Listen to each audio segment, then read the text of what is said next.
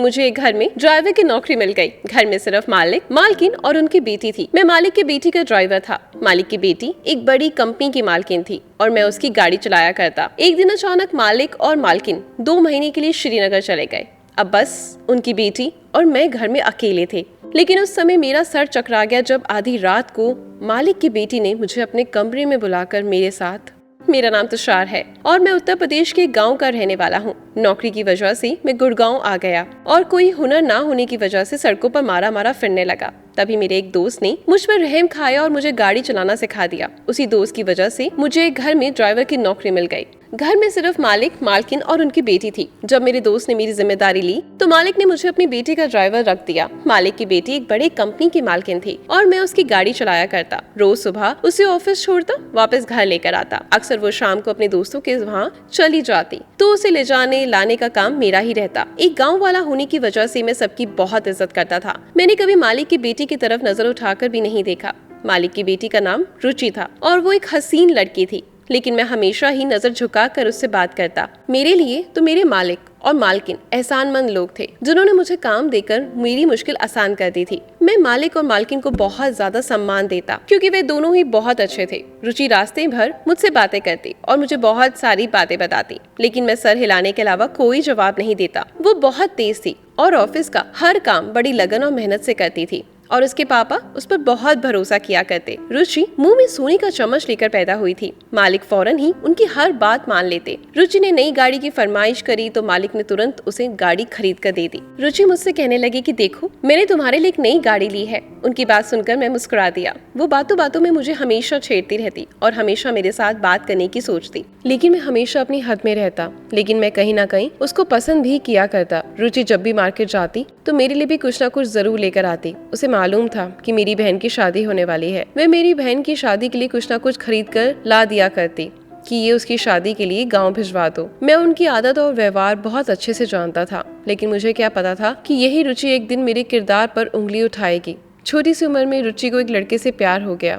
रुचि गाड़ी में अक्सर ही फोन पर अपने दोस्तों से बात करती रहती, जिसमें उसके बॉयफ्रेंड का भी कहीं ना कहीं नाम आता। लेकिन मैं कभी भी उनकी बात सुनने की कोशिश नहीं करता, क्योंकि जब वह अपने दोस्तों से अपने बॉयफ्रेंड की बातें करती तो मुझे बुरा लगता और अंदर ही अंदर बहुत जलन होती। इसलिए मैं अपना ध्यान इधर उधर लगाए रखता। गर्मियों के दिन थे, तभी मालिक और मालकिन को अचानक ही विदेश जाना पड़ा, क्योंकि मालिक के बड़े भाई जो श्रीनगर में रहते थे उनकी बेटी की शादी थी और वे उस वक्त अपने भाई को अपने पास देखना चाहते थे। रुचि के सर पर ज्यादा काम होने की वजह से मजबूरन वे दोनों अपनी इकलौती बेटी को घर पर ही छोड़कर चले गए। मालिक ने जाते जाते मुझे जिम्मेदारी दी कि मैं रुचि को ऑफिस ले जाने का काम पूरी जिम्मेदारी के साथ करूं और उसका ख्याल रखूं, क्योंकि मुझे मालिक के साथ काम करते हुए 5 साल होने वाले थे। इसलिए वे लोग मुझ पर बहुत ज्यादा भरोसा करने लगे थे। मालिक को अच्छे से पता था कि मैंने कभी नजर उठाकर भी उनकी बेटी की तरफ नहीं देखा। मालिक और मालकिन 2 महीने के लिए श्रीनगर चले गए और मैं पूरी ईमानदारी के साथ अपनी जिम्मेदारी निभाने लगा। कुछ ही दिन बाद मेरी छोटी बहन की शादी थी और इसलिए मुझे बहुत ज्यादा पैसों की जरूरत थी। मैं रुचि को ऑफिस छोड़कर पास में ही एक मैकेनिक की दुकान पर चला जाता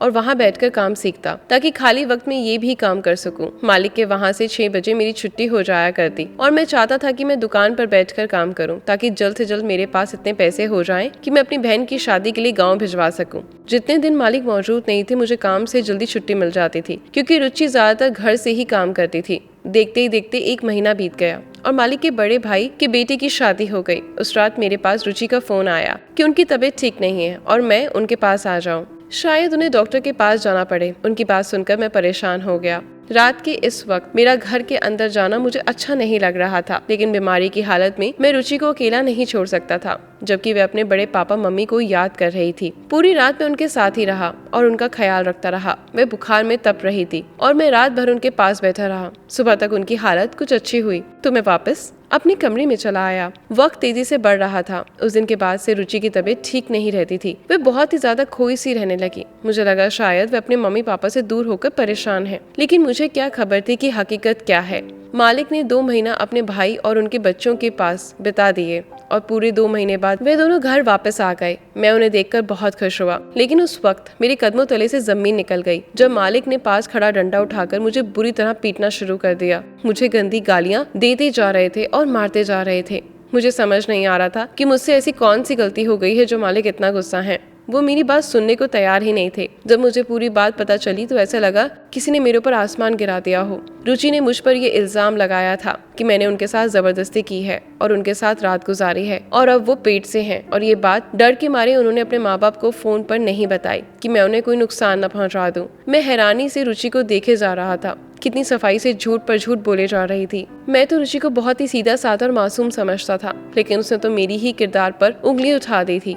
मालिक मेरी कोई बात सुनने को तैयार ही नहीं थे और रुचि अपने झूठ से पीछे हटने को तैयार नहीं थी। वे कह रही थी कि जिस रात बड़े पापा के बेटे की शादी थी उस रात उसकी तबीयत ठीक नहीं थी। उन्होंने मुझे कमरे में बुलाया। उन्हें लगा कि शायद उन्हें डॉक्टर की जरूरत है, लेकिन मैं अस्पताल ले जाने की बजाय उनके साथ गलत काम कर बैठा। मालिक ने पुलिस को बुलाकर मुझे जेल में डलवाने का फैसला किया, लेकिन रुचि ने उन्हें रोक दिया। रुचि ने अपने पिता से कहा कि ऐसा करने से उनकी इज्जत पर बात आ जाएगी। रुचि के पिता मुझे नौकरी से निकाल चुके थे और मैं बहुत ज्यादा परेशान था। मेरे पास करने के लिए कोई काम नहीं था और इतनी जल्दी मुझे दूसरी नौकरी भी नहीं मिल रही थी, जबकि मेरी बहन की शादी सर पर आ गई थी। मैं मालिक के दिए हुए कमरे में रहता था और अब मेरे पास रहने के लिए भी कोई जगह नहीं थी। इसलिए मैं मजबूर होकर दोबारा मालिक के घर आ गया और उन्हें अपनी बेगुनाही का यकीन दिलाना चाहा। लेकिन मालिक ने मेरे सामने ऐसी शर्त रखी कि मेरे होश उड़ गए। मालिक ने मुझसे कहा कि तुम्हें रुचि से 1 साल के लिए शादी करनी होगी। जब बच्चा पैदा हो जाएगा तुम इसे छोड़कर घर चले जाना। हमने बच्चा गिरवाने की बहुत कोशिश करी, लेकिन सब डॉक्टरों का यही कहना है कि ऐसा करने से रुचि की मौत हो सकती है और मैं अपनी इकलौती बेटी को खोना नहीं चाहता। रुचि के बॉयफ्रेंड ने भी उसे शादी करने के लिए मना कर दिया है और वह भी उसे छोड़कर चला गया है। और इससे पहले कि दुनिया में हमारी बदनामी हो, हम रुचि को तुम्हारे साथ विदा कर देंगे और तुम इसे अपने साथ अपने गाँव ले जाना।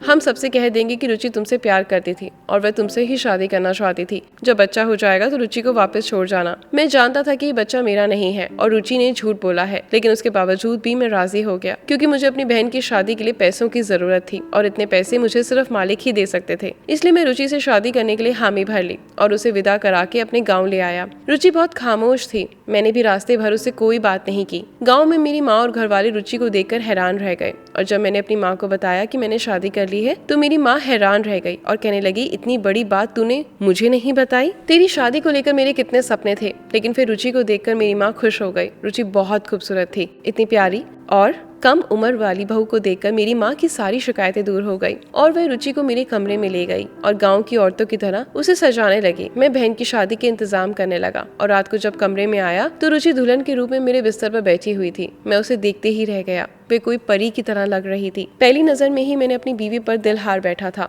लेकिन मैं कैसे भूल सकता था कि मेरी इसी बीवी ने मुझे किस तरह गलत ठहराया। मैं उसके पास बिस्तर पर आकर बैठा तो वो डर की वजह से कांपने लगी। वह अच्छे से जानती थी कि उसने मुझसे किस तरह शादी की है। मैं उसे कुछ कहता इससे पहले वह खुद ही रोने लगी और मुझसे माफी मांगने लगी और मेरे पैरों में बैठ गई। उसके आंसू मेरे दिल पर गिर रहे थे, क्योंकि मैंने उसे हमेशा ही बहुत खुश और अच्छा पाया था। रुचि रोते हुए मुझसे कहने लगी कि उसने जो इल्जाम मुझ पर लगाया उसके लिए वो शर्मिंदा है और उसे अपनी गलती का पूरी तरह एहसास है। लेकिन ये सब कुछ उसने मुझे बदनाम करने के लिए नहीं किया, बल्कि बहुत ही मजबूरी में किया। मैंने उसे बड़ी प्यार वाली निगाहों से रुचि को देखा और उसे साफ साफ कह दिया कि तुमने कितनी भी मजबूरी में ये सब क्यों ना किया हो, लेकिन तुम्हारी इस हरकत ने मेरी इज्जत 2 कौड़ी की भी नहीं छोड़ी। तुम अपने गुनाह को मेरे सर पर थोप कर आज आजाद हो गई हो और मैं बेगुनाह होते हुए भी अपने मालिक की नजरों में गिर गया। मैं चाहकर भी तुम्हें कभी माफ नहीं कर पाऊंगा, लेकिन मैं इतना कमजोर नहीं कि अपनी बहन की शादी में आई औरत के साथ कोई ज्यादती करूं। इसलिए तुम इस कमरे में आसानी से रह सकते हो। तुम्हें किसी भी चीज की कोई तकलीफ नहीं होगी और जब तुम अपने पाप को इस दुनिया में ले आओ तो यहाँ से जाने के लिए भी तुम आजाद हो। मैं खुद तुम्हें और तुम्हारे बच्चे के साथ तुम्हारे घर छोड़ाऊंगा। मैं रुचि को अपने पैरों से उठाकर बेड पर बिठाते हुए कमरे से बाहर निकलने लगा, लेकिन तभी रुचि की बातों ने मेरे कदमों को रोक दिया। वो कहने लगी, मैंने कोई पाप नहीं करा जिसकी वजह से मुझे ये इंतजार करना पड़े। ना ही मैंने आपको आपके मालिक की नजरों में गिराया है, बल्कि आपके मालिक तो आपसे बहुत प्यार करते हैं और वो आप पर सबसे ज्यादा विश्वास करते हैं। इसलिए आपके मालिक ने अपनी लाइफ की सबसे कीमती चीज आपको दी है और उन्होंने मुझसे कहा है मैं शादी के बाद आपको सारी सच्चाई बता दूं। रुचि की बातों ने मुझे हैरान कर दिया। मैं पलटकर रुचि का चेहरा देखने लगा, जहाँ मासूमियत छाई हुई थी। वो उस वक्त एक 19 साल की मासूम सी लड़की थी जो ना जाने किस हालात में थी। रुचि कहने लगी कि मैं पेट से नहीं हूँ, बल्कि उसके पिता ने मुझे झूठ कहा है। उसके पिता ने ये सब मजबूरी में किया क्योंकि वो अपनी बेटी की जान बचाना चाहते थे। रुचि ने मेरे करीब आकर मेरा हाथ अपने हाथों में पकड़ लिया और मुझे अपने साथ लेकर बेड पर बैठ गई। रुचि बहुत धीरे आवाज में अपनी सच्चाई बता रही थी और मैं चुपचाप उसकी बातों को सुन रहा था। रुचि कहने लगी कि पापा के पुराने दोस्त ने अपने बेटे का रिश्ता बचपन में ही उसके लिए मांगा था। उनके दोस्त और दोस्त की पत्नी बहुत ही अच्छे थे। लेकिन रुचि के पिता ने उसकी मंगनी अपने दोस्त के बेटे से करवा दी। लेकिन वक्त गुजरने के साथ साथ रुचि के पिता को अपनी गलती का एहसास हुआ, क्योंकि रुचि का मंगेतर कपिल अपने माँ बाप का इकलौता बेटा होने की वजह से बहुत ज्यादा बिगड़ चुका था। उसके पास ना ही पैसे की कमी थी और ना ही कोई रोक टोक करने वाला था। कपिल के माँ बाप कभी भी अपने बेटे को गलत बात के लिए नहीं रोकते थे, और जिससे मैं प्यार करती थी उसे पापा मेरी शादी होने नहीं देना चाहते थे, क्योंकि वे सिर्फ मुझसे मेरे पैसे के लिए शादी करना चाहता था। मुझे नहीं पता था कि वे मेरे साथ ऐसा करेगा, तो मैंने अपने पापा के आगे सर झुका दिया और कहा, जहां आप शादी करोगे मैं वहीं शादी कर लूंगी। जैसे जैसे कपिल बड़ा होता जा रहा था वो बिगड़ता जा रहा था, और कपिल भी कोई अच्छा लड़का नहीं था। रुचि बताने लगी कि जब उसके माँ बाप श्रीनगर गए हुए थे, जब कपिल ने कई बार उसके साथ बदतमीजी करने की कोशिश करी और एक बार वह शराब के नशे में घर आया और रुचि के साथ ज्यादती करना चाहा, लेकिन उसने खुद को कमरे में बंद करके बचा लिया। और जब मैंने मना करने की कोशिश करी तो वो कहने लगा, अब तुम्हारी मेरे साथ शादी होने वाली है, मैं तुम पर हुक्म कर सकता हूँ, मेरा तुम पर पूरा हक है, मैं जो चाहे वो कर सकता हूँ। और एक रात मेरा अकेला होने का फायदा उठाने लगा। उससे एक दिन पहले ही कपिल ने अपने दोस्तों के साथ मिलकर रुचि के साथ गलत करने की कोशिश करी, और उसी डर की वजह से उसे बुखार हो गया था। उसे समझ नहीं आ रहा था कि वह अपने बचाव के लिए क्या करे, क्योंकि उसे डर था कि कहीं कपिल उसके अकेलेपन का फायदा उठाकर दोबारा घर में न घुस जाए। इसलिए उसने सारी रात मुझे अपने कमरे में बिठाए रखा। रुचि कपिल से ज्यादा मुझ पर विश्वास करती थी। अपने माँ बाप के वापस आते ही उसने एक एक बात अपने बाप को बताई। मालिक ने कपिल के पापा से बात की, वे अपने बेटे को समझाएं, जब रुचि से शादी करनी है तो इस तरह की हरकतें करने की क्या जरूरत। लेकिन कपिल के पिता ये कहकर बात खत्म कर दी कि कपिल नौजवान है और जोश में आकर होश खो बैठा होगा। बच्चे हैं, थोड़ी बहुत मस्ती मजाक तो होता ही है, क्या रुचि अपने होने वाले जीवन साथी के साथ कुछ वक्त भी नहीं बिता सकती? रुचि कहने लगी। तभी पापा को एहसास हुआ कि उन्होंने कितना बड़ा गलत फैसला लिया है, क्योंकि कपिल का इतना ज्यादा बिगड़ने के पीछे कोई और नहीं बल्कि उसके पापा हैं। वे तो शादी के बाद भी ऐसी घटिया हरकतें कर सकता है। मेरे पापा ने जैसे ही कपिल के साथ मेरा रिश्ता खत्म करने की बात की तो कपिल धमकियों पर उतर आया और उसने साफ साफ कहा कि वह मुझे नहीं छोड़ेगा।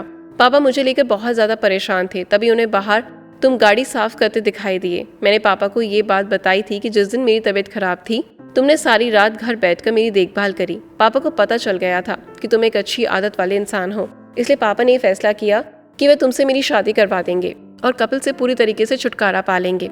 लेकिन कपिल की शादी इतनी आसानी से नहीं होने दे सकता था, इसलिए पापा ने अपने दोस्त को ये बात बताई कि तुमने मेरी इज्जत पर हमला किया, और जब मैं पेट से हूँ तो उनके दोस्त ने खुद ही रिश्ता तोड़ दिया, क्योंकि वो इज्जतदार लोग ऐसी लड़कियों को बहू नहीं बना सकते जो शादी से पहले ही पेट से हो चुकी हो। पापा तुम्हें पहले दिन ही सारी हकीकत बता देना चाहते थे, लेकिन पापा को डर था कि अगर तुमने शादी से मना कर दिया तो वो क्या करेंगे। इसलिए पापा ने जानबूझकर तुम्हें देखते ही मारना शुरू कर दिया और तुम पर गलत आरोप लगाया और तुम्हें नौकरी से निकाल दिया, क्योंकि वे जानते थे कि तुम्हें पैसों की जरूरत है। पापा को यकीन था कि तुम खुद ही पलटकर वापस आओगे तो शादी की शर्त रख देंगे। पापा का तरकीब कामयाब हो गई, और जब तुम्हें शहर में कोई ठिकाना नहीं मिला तो तुम खुद पापा के घर वापस चले आए, और पापा ने शादी की बात रखकर अपनी तकलीफ दूर कर दी।